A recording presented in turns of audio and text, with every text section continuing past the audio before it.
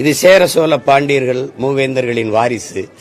எங்களுக்கு வள்ளல்கள் இருந்திருக்கிறாங்க, இலக்கிய பெருமை இருக்கு, வரலாற்று பெருமை இருக்குலாம் பேசிட்டு கடைசியா எங்கேயும் நிற்குதுன்னா, இங்க கட்டமைப்பு எப்படி வருதுன்னா சாதி மதம் இது நாலுமே ரெண்டுமே ஒரு பெரிய போதையா இருக்கு.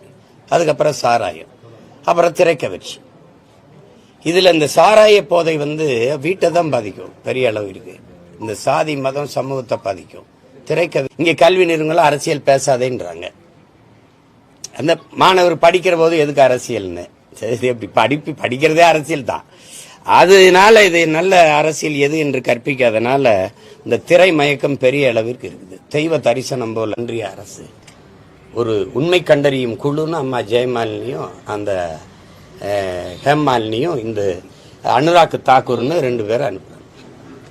உடனடியாக கேட்டு இந்த மாதிரி பேட்டி கொடுத்துட்டு போறாங்க. அப்புறம் காங்கிரஸ் கட்சி அதனுடைய பொதுச் செயலாளர் பேசிட்டு போறாங்க.